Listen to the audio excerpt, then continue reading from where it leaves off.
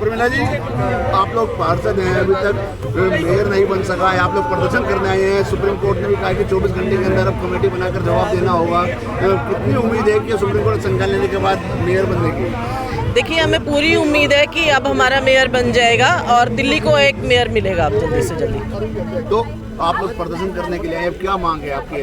देखिए, एलजी साहब एक संवैधानिक पद पे बैठ के भी सारे असंवैधानिक काम कर रहे हैं। उनको जो भी काम करने हैं उसके अगेंस्ट ही सारे के सारे काम कर रहे हैं। इतने दिन हो गए, जनता ने जब मैंडेट दिया है कि आम आदमी पार्टी का मेयर बनना चाहिए, वो नहीं बनने दे रहे हैं किसी भी तरीके से, कोई भी काम ढंग का नहीं कर रहे हैं। तो इसी के अगेंस्ट में हम इस्तीफा मांगने के लिए आए हैं आज एलजी साहब। सैली ओब्राय मेयर की प्रतिनिधि थी, वो सुप्रीम कोर्ट गई थी। अब कितनी राहत है कि अब किस तरह से मेयर बनने के बाद आप लोग काम कर पाएंगे?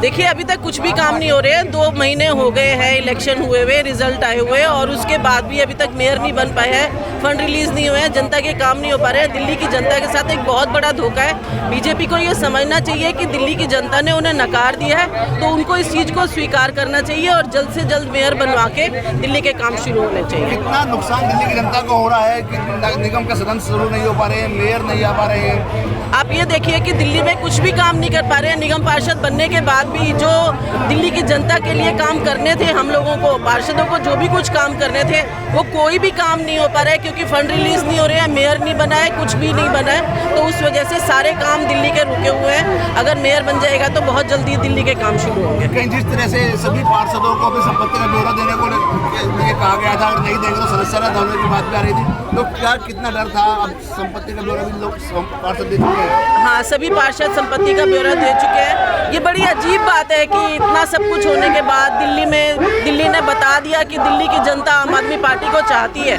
और फिर भी बीजेपी वाले इस तरह से कर रहे हैं। बिल्कुल नई बात है कि अब की बारी मेयर बनने से पहले ही लोगों को संपत्ति का ब्यौरा देना पड़ा।